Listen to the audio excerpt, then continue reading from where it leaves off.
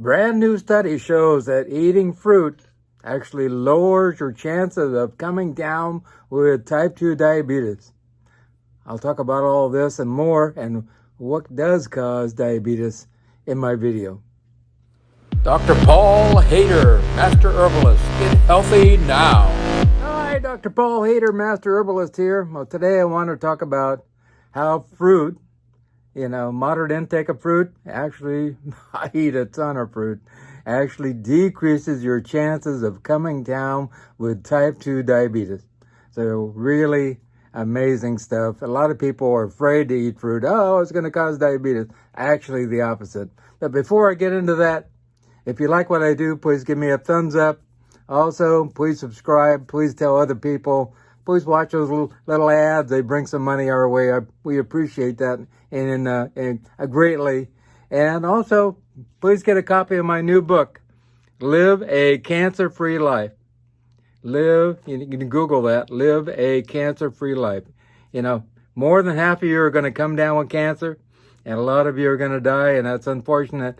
If we can just actually take a little time to read this and do a few things. I've had 2 people go into remission, and actually one man said, this is my second Bible now.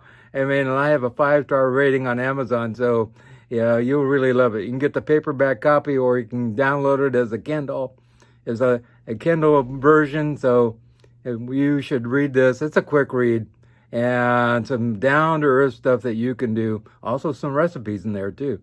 So enjoy. So let's get into, diabetes is really not caused by eating fruit. A lot of people go, oh, you're going to have diabetes if you eat an apple, an orange. You're going to have, a pear. Well, wow. You're going to have an apricot. This is too much. You're not going to, going to have a peach or something. It's not going to be good for you. It's really just the opposite. Actually a study was over 7,000 people, actually giving them moderate intake of fruit. They have 2 fruit a day, that's all. Over 5 years, found that they decreased their chances of coming down with type 2 diabetes by 36%. Wow. Now, if you increase that to 4 or 5 fruit a day, which I recommend, then it makes a huge difference. There's no doubt about it.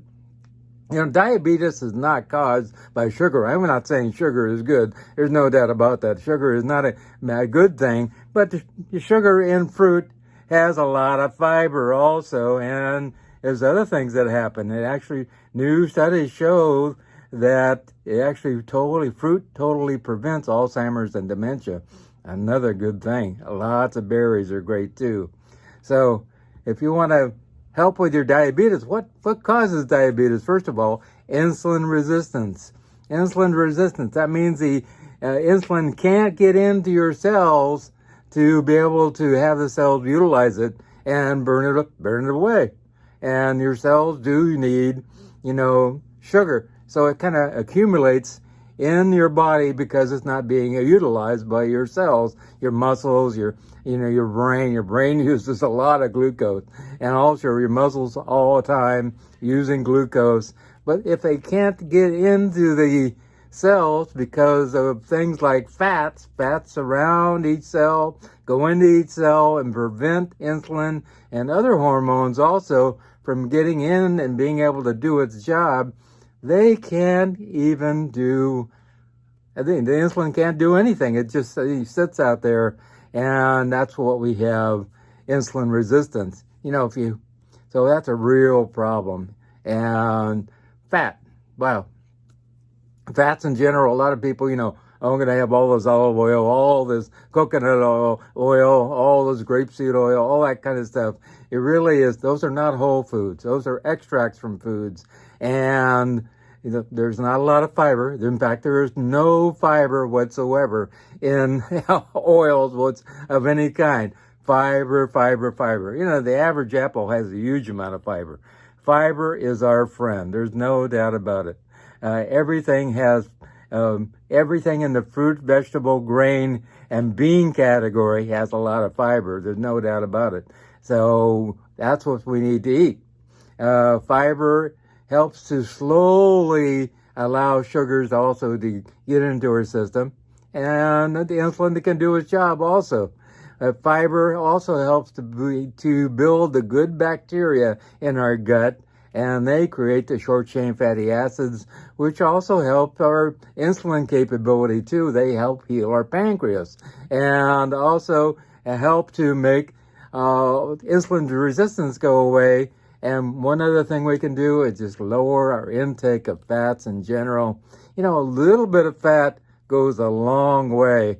I only eat one avocado a week, or maybe once every 2 weeks. It has a lot of fat in it. There's no doubt about it. And the avocados are great. There's no doubt about it. I love that too. I also take my avocados and cut them in, cut the guacamole I make with green peas. So you end up with more protein. Still looks the same, tastes the same. You can't even tell the difference, and you have a lot less fat, more protein. That's really great. So let's look at, again, how does the body create diabetes? Well, it can't. The insulin can't get in and do the job. And that's really a problem. So eliminate the fats as much as possible. If you want some oils, eat a little corn oil. Corn itself, it has the corn oil in it. Also, if you want a little olive oil, eat the whole olive. It has a lot of fiber. I'm talking about fiber. You want a little coconut oil? Eat the whole coconut. It has a lot of fiber in it. Fiber, fiber, fiber. It's really, really, really important. Look at the Hadza tribe in Africa. They eat 150 grams of fiber every single day. They have over 2,000 species of good bacteria in their gut, and they hardly ever get sick. Also, it's really important to get rid of some of this fat we contain. You may not look fat on the outside, but you may be having, fat around your cells or in your cells, or stored in areas around your organs and that type of thing. And what is your body mass index? That makes a difference also. How much fat is there in your body compared to how much lean muscle and other things like bone? So you want to know what your body mass index is also. So if I actually find people who are like long distance runners, they have a super sensitivity to insulin. They have hardly any fat, so they just, that sugar goes right into that insulin does its job and makes that sugar go right into their cells, and they can utilize it right away.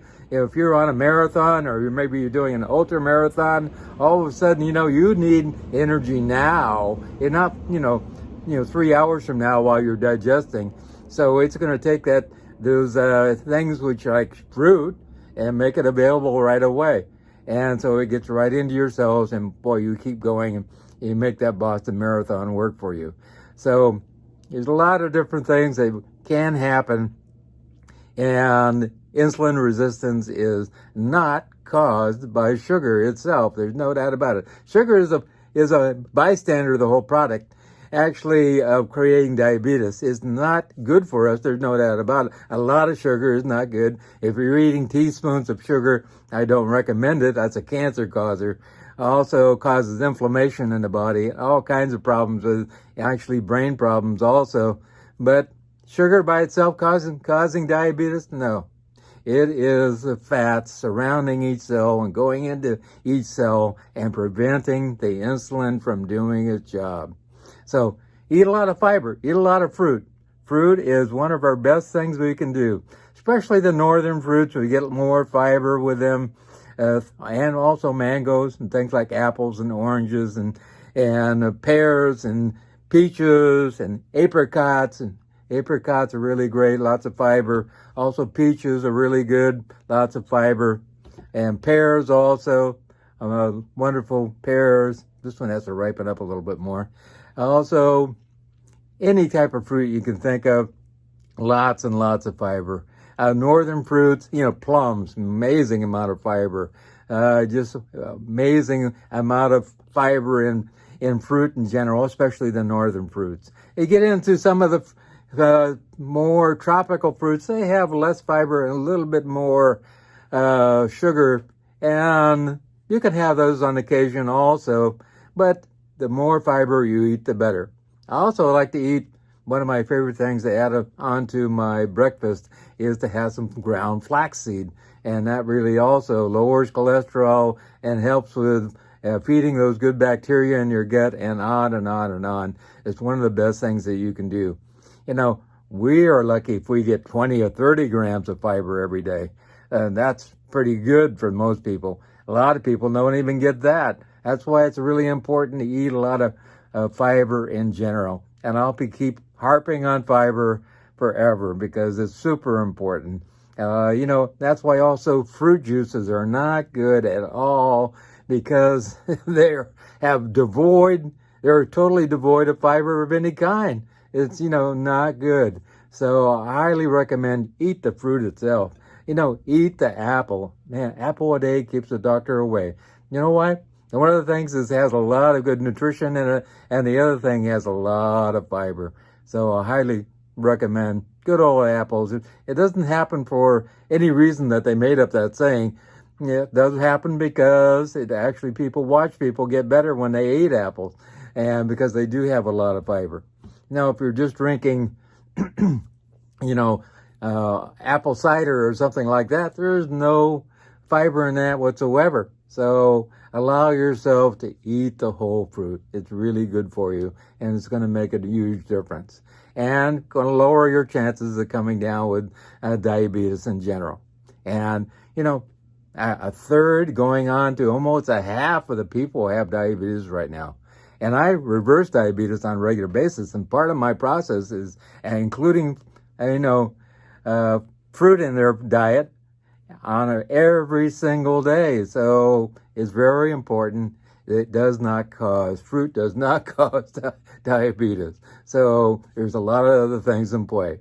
So have a great day. If you want to do a consultation with me, let's get rid of your, constant chronic disease conditions. There's really no reason for that. I reverse lupus, MS, all kinds of different things. Diabetes on a regular basis, all kinds of conditions. So give me a call at 831-869-9119, 831-869-9119. And at the end of the video, it's also there, my contact information, and click on show more, and it's down below also. So have a wonderful day. Remember God, and remember, I love you.